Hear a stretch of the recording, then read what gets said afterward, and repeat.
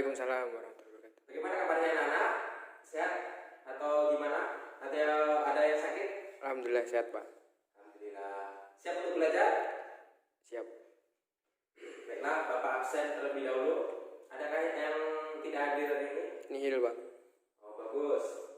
Jadi siap untuk belajar ya? Siap. Materi minggu kemarin yaitu tentang toharoh.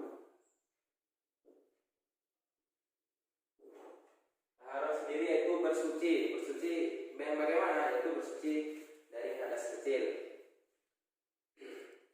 Contohnya saja yaitu toharoh yang pertama yaitu tentang wudhu. Wudhu di mana yaitu dilakukan sebelum melaksanakan sholat. Ada pula yaitu tayamum, yaitu pengganti wudhu. Tayamum itu dilakukan bila mana tidak adanya air atau sedang kepepet dan tidak ada air.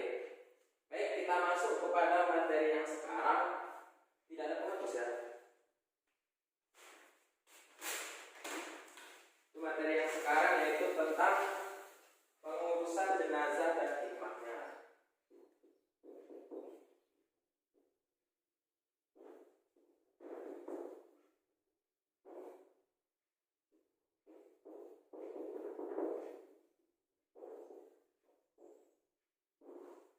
Tentang pengurusan jenazah dan hikmahnya. Yang pertama itu kewajiban mengurus jenazah. Yang pertama yaitu kita lihat pengertian dulu sakaratul maut.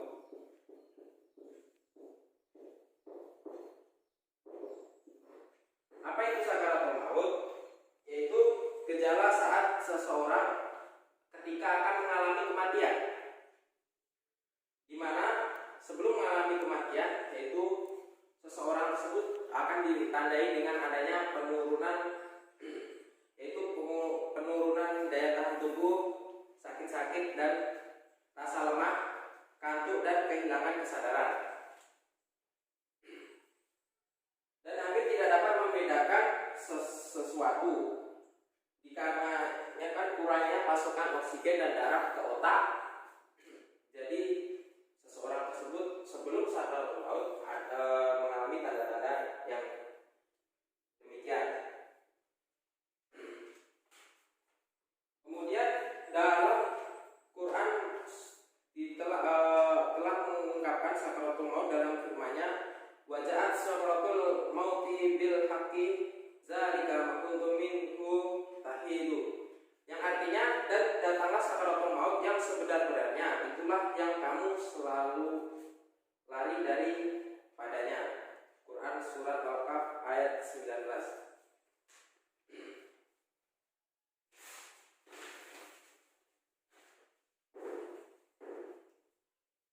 Ada beberapa hal yang perlu dilakukan ketika menjumpai seseorang ketika baru saja meninggal. Di antaranya yaitu yang pertama, menutup mata seorang yang sudah meninggal itu apabila masih terbuka, yaitu dengan mengurutkan telapak tangannya ke pelupuk mata dengan pelan-pelan. Kemudian yang kedua, apabila mulut masih terbuka atau mulut si mayit itu masih terbuka, katupkan dengan tali atau diikat dengan tali agar tidak kembali terbuka. Yang ketiga, menutup seluruh tubuh jenazah dengan kain sebagai penghormatan. Jadi jenazah itu ditutup seluruhnya itu untuk sebagai penghormatan. Kemudian kita masuk yang kedua.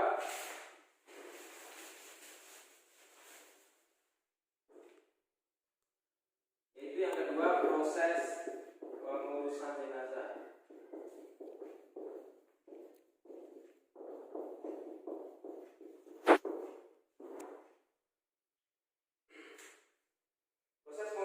Pengurusan jenazah yaitu jenazah berasal dari bahasa Arab yang berarti mayat, yang dapat pula diartikan dengan usungan beserta mayatnya. Seorang muslim yang meninggal haruslah diurus sesegera mungkin, tidak boleh ditunda-tunda dan ditunda-tunda kecuali ada hal yang memaksa. Yang pertama, hal yang memaksa itu seperti si mayat itu masih dilakukan visum oleh kedokteran. Yang kedua, menunggu keluarga dekatnya yang datang, misalnya tinggalnya di tempat jauh, jadi menunggu keluarga tersebut datang dan lain sebagainya yang agak menjadikan pengurusan jenazah lama. Kemudian mengurus jenazah di sini hukumnya fardu kifayah, di mana di suatu daerah atau di suatu desa wajib semuanya itu mengurus jenazah tersebut. Dan apabila ada yang di antaranya mengurus, maka gugurlah kewajiban mengurus dari semuanya. Jadi mengurus jenazah itu hukumnya fardu kifayah.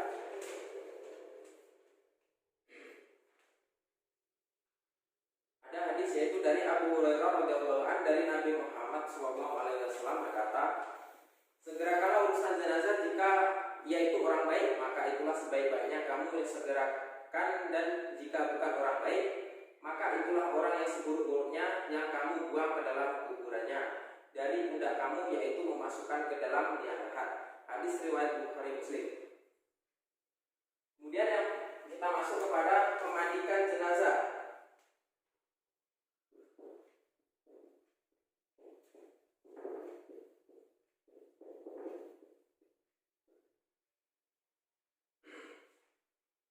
Memandikan jenazah, syarat, ketentuan dan tata cara.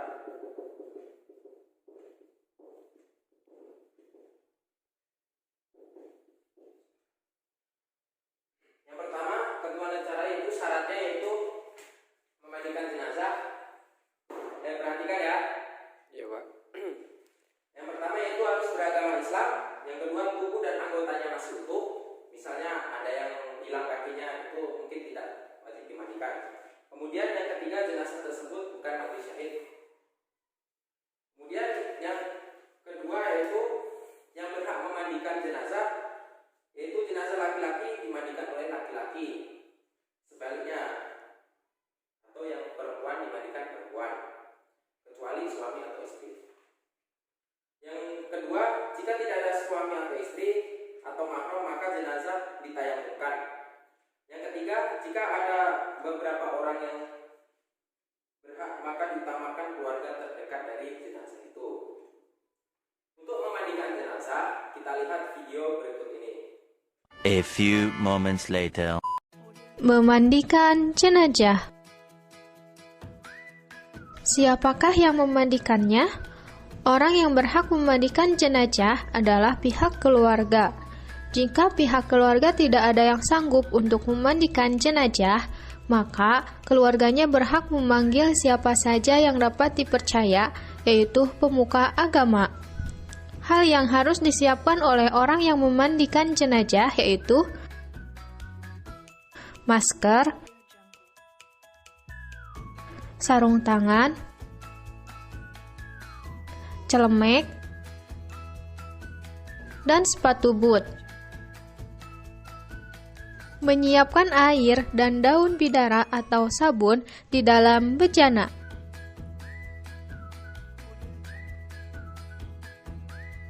Jika 4 liter air ditambah 1 mug daun bidara. Jika 8 liter air ditambah 2 mug daun bidara.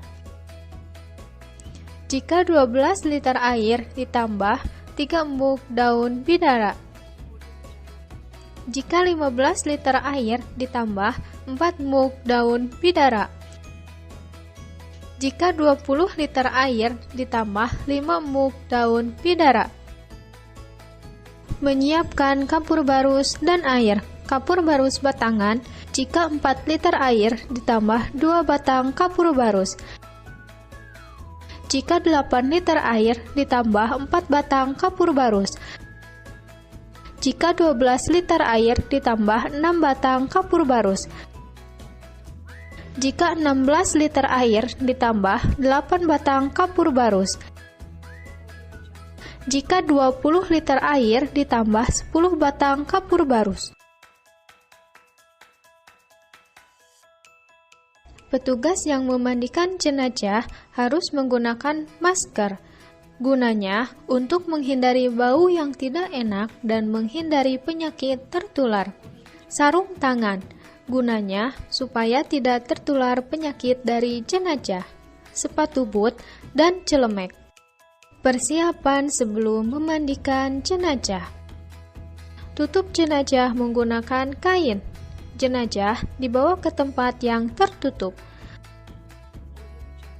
Gunakan meja yang ada lubangnya agar kotoran bisa langsung turun ke bawah.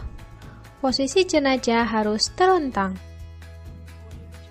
Selanjutnya, melepas pakaian jenazah. Jika jenazah masih lemas, baju jenazah dibuka biasa. Dengan cara bagaimana? Satu orang memegang kain penutup jenazah yang berada di bagian kepala. Satu orang lagi memegang kain penutup jenazah yang berada di bagian kaki. Satu orang lagi melepaskan baju jenazah dan hanya orang ini yang dapat melihat saat membuka baju jenazah. Jika jenazah sudah kaku, baju jenazah mulai digunting dari bagian bawah lengan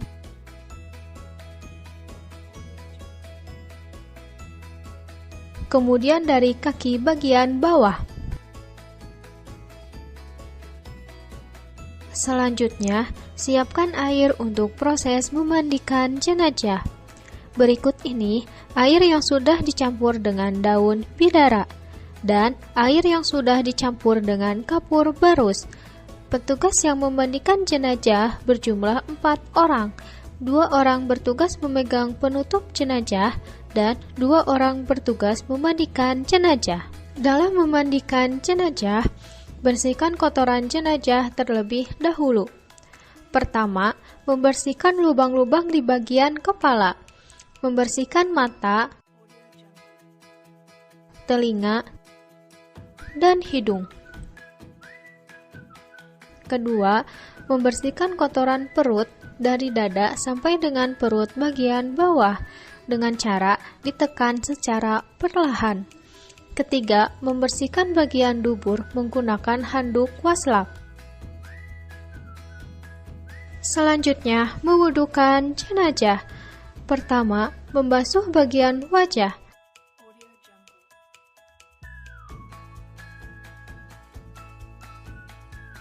Kedua, mengusap tangan kanan jenazah, kemudian yang kiri.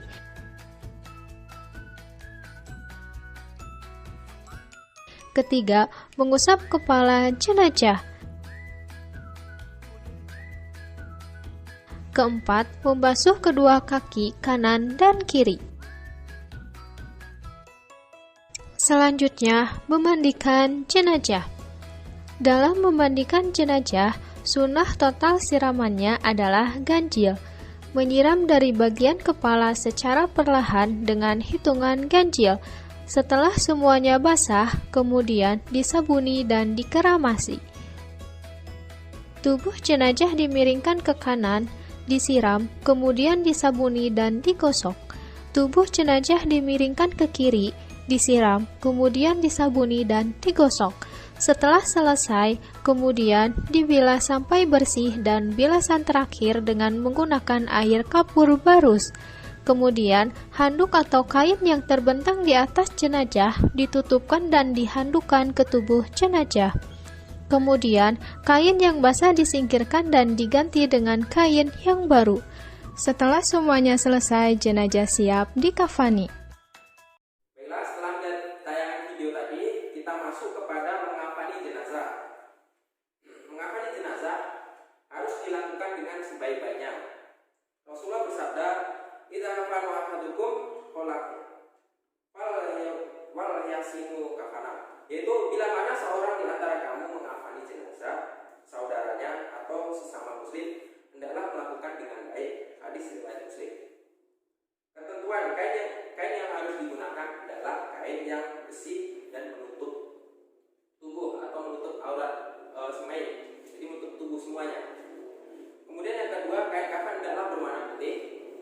Jumlah kain yang laki-laki yaitu 3 lapis dan untuk perempuan yaitu 5 lapis.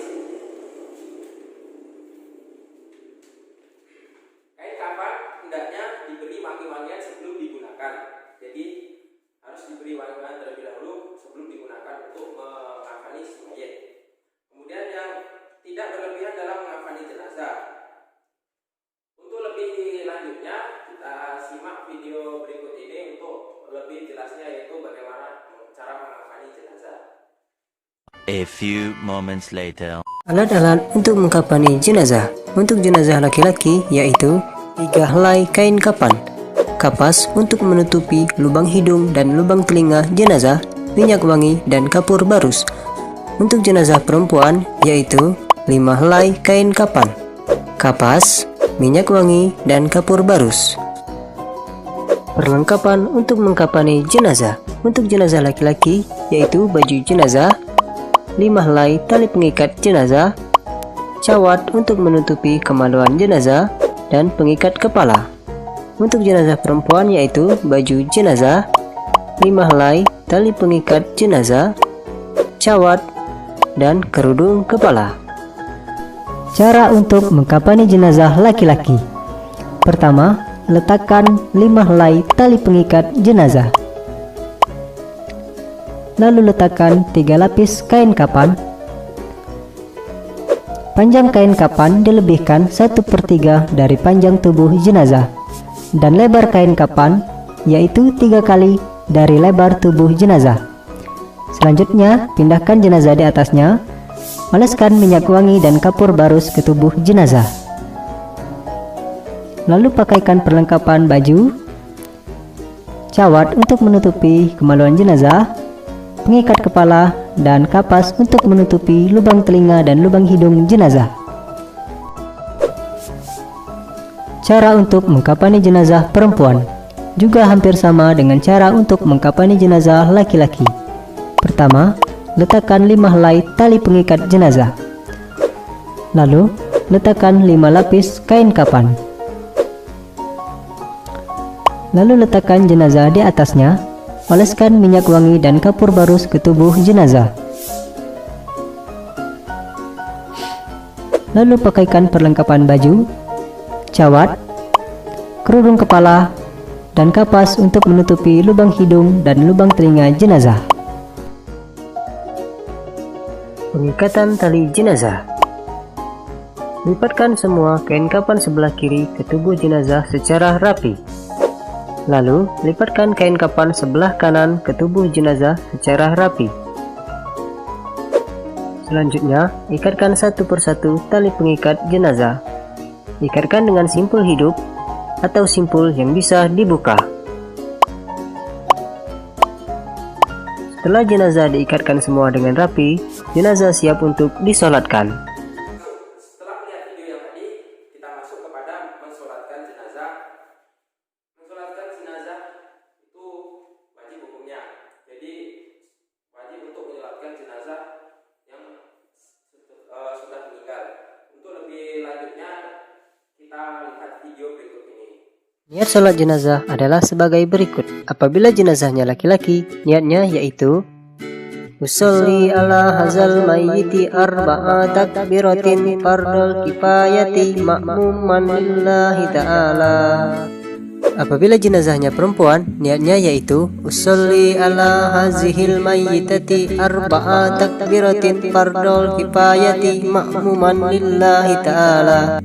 Jika kita menjadi imam, kalimat makmuman diganti menjadi imaman. Contohnya yaitu usolli ala hazal mayyiti arba'a takbiratin fardul kifayati imaman lillahi ta'ala. Lalu takbir. Takbir yang pertama membaca surah Al-Fatihah. Allahu Akbar.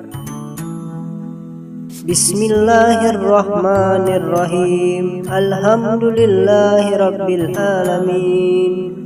Ar-Rahmanir-Rahim. Maliki yaumiddin. Iyyaka na'budu wa iyyaka nasta'in. Ihdinas siratal mustaqim. Siratal ladzina an'amta 'alaihim ghairil maghdubi 'alaihim waladdallin. Lalu takbir kedua membaca sholawat Nabi Muhammad. Allahu Akbar. Allahumma sholli ala Sayyidina Muhammad wa ala ali Sayyidina Muhammad. Selanjutnya takbir ketiga, membaca doa untuk jenazah. Apabila jenazahnya laki-laki, doanya yaitu Allahu Akbar, Allahumma firlahu warhamhu wa'afihi wa'fu anhu. Apabila jenazahnya perempuan, doanya yaitu Allahumma firlaha warhamha wa'afiha wa'fu anha. Dilanjutkan dengan takbir keempat, membaca doa terakhir untuk jenazah. Apabila jenazahnya laki-laki, doanya yaitu Allahu Akbar, Allahumma la tahrimna ajrahu wa la taftinna ba'dahu waghfir lana wa lahu. Apabila jenazahnya perempuan, doanya yaitu Allahumma la tahrimna ajraha wa la taftinna ba'daha waghfir lana wa laha. Lalu membaca salam. Assalamualaikum warahmatullahi wabarakatuh. Assalamualaikum warahmatullahi wabarakatuh. Bagaimana? Sudah paham tentang menyolatkan jenazah setelah melihat video tadi? Udah, Pak. Kemudian kita masuk yang terakhir, yaitu menguburkan jenazah. Yang mana menguburkan jenazah itu bagian dari yang terakhir dari pengurusan jenazah ini. Menguburkan jenazah yaitu setelah disolatkan, jenazah segera dikuburkan. Jenazah yang sebaiknya dipikul 4 orang jamaah. Ibnu Mas'ud berkata, barang siapa yang mengantar jenazah, hendaknya mereka mengikut dan memikul pada setiap sisi usuknya, karena perbuatan demikian termasuk sunnah. Hadis riwayat Ibnu Majah. Kemudian kuburan itu untuk jenazah dalamnya itu 2 meter, kemudian ditutup dengan kayu. Gunanya apa?